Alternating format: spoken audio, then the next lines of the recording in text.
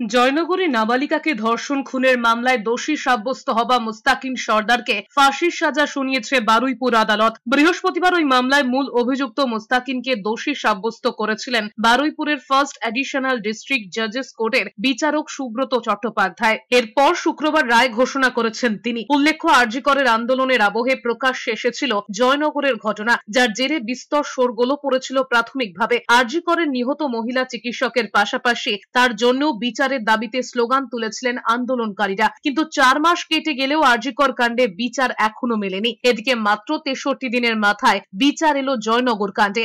জয়নগরের ঘটনায় দোষীর ফাঁসির সাজা হতেই এক্স হ্যান্ডেলে রাজ্য পুলিশের তরফে একটি পোস্ট করা হয়েছে। লেখা হয়েছে জাস্টিস ফর জয়নগর। পাশাপাশি লেখা হয়েছে এই রায় নজিরবিহীন। নাবালিকাকে ধর্ষণ খুনের মামলায় ঘটনার মাত্র 63 দিনের মধ্যে অভিযুক্তের ফাঁসির আদেশ এর আগে পশ্চিমবঙ্গে কখনো ঘটেনি। এর আগে 4 অক্টোবর সন্ধ্যায় গৃহ শিক্ষকের কাছে পড়ে বাড়ি ফেরার পথে নিখোঁজ হয়ে গিয়েছিল ওই নাবালিকা। মেয়ে বাড়ি না ফেরায় খোঁজাখুঁজি শুরু করেন পরিবারের লোকজন। স্থানীয় পুলিশ ফাঁড়িতে যাওয়া হয়। প্রাথমিকভাবে পুলিশের বিরুদ্ধে অসহযোগিতার অভিযোগ ওঠে। এরপর গভীর রাতে বাড়ির কাছের জলাজমি থেকে মেলে মেয়েটির দেহ। ওই রাতেই গ্রেফতার করা হয় মুস্তাকিমকে। পরের দিন সকালে পুলিশ স্থানীয় নেতারা এলাকায় গেলে তাদের ওপর হামলা চালানোর অভিযোগ ওঠে। হামলা চলে স্থানীয় পুলিশ ফাঁড়িতেও। এভিডেন্স টেকনোলজি যেগুলো গ্রেড প্যাটার্ন এবং ডিএনএ টেস্ট ফরেন্সিক রিপোর্ট দেখে মহামান্য আদালত আজকে সাজা দিয়েছে, সর্বোচ্চ সাজা বিএনএস 103, যার আইপিসিতে 302 ছিল, মৃত্যুদণ্ড দিয়েছে